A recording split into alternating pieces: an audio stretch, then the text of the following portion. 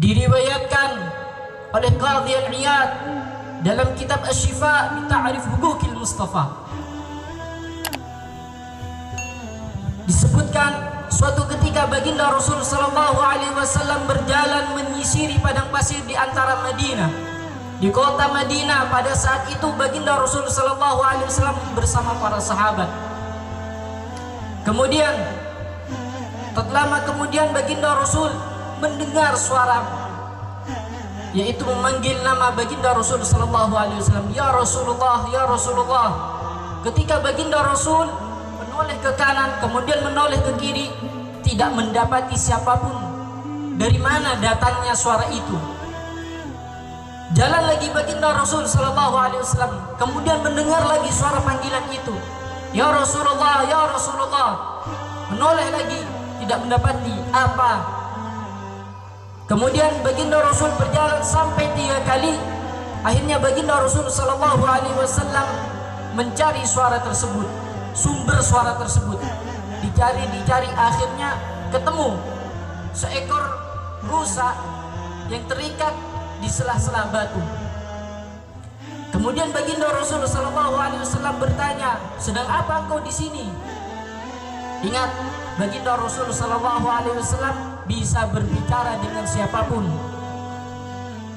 bukan hanya jin, bukan hanya manusia, bukan hanya hayawan, tetapi segala apapun baginda Rasul sallallahu alaihi wasallam mengetahui. Bertanya kepada rusa, sedang apa kau berada di sini? Rusa itu menjawab, ya Rasulullah, sesungguhnya aku tadi mencari makanan untuk mengenyangi perutku, untuk mengisi susuku ini. Karena seekor rusa ini adalah seekor betina. Kemudian baginda Rasul sallallahu alaihi wasallam bertanya, apakah engkau memiliki seekor anak? Iya ya Rasulullah. Kemudian baginda Rasul sallallahu alaihi wasallam mengatakan, baiklah kalau begitu aku akan lepaskan kamu, kemudian kau kembali lagi. Kata rusa itu, baik ya Rasulullah. Ditanya lagi sama baginda Rasul, apakah engkau benar-benar ingin kembali kepada ke tempat ini? Kemudian rusa itu menjawab, iya ya Rasulullah, benar ya Rasulullah. Karena kenapa? Karena seekor rusa yang terikat adalah hewan buruan. Pemburunya masih lagi nyari lagi. Balik rusa itu ke anaknya. Kemudian rusa itu mengatakan, cepatlah, hayya sari', cepatlah, cepat kalian menyusup kepadaku, cepat. Bertanya salah satu di antara mereka, ada apa wahai ibu? Katanya, sesungguhnya sekarang pada saat ini baginda Rasul sallallahu alaihi wasallam menjadi pengganti, menjadi badil seekor rusa tawanan. Bayangkan baginda Rasul sallallahu alaihi wasallam Nabiur Rahmah yang rela mengorbankan jiwa raganya hanya untuk demi rusa ini. Maka seekor anak rusa itu mengatakan kepada ibunya, demi Allah, jika seandainya aku menyusu kepadamu wahai ibu sampai kenyang, maka aku haramkan pada saat ini, karena baginda Rasul sallallahu alaihi wasallam menjadi badil, pengganti ibuku.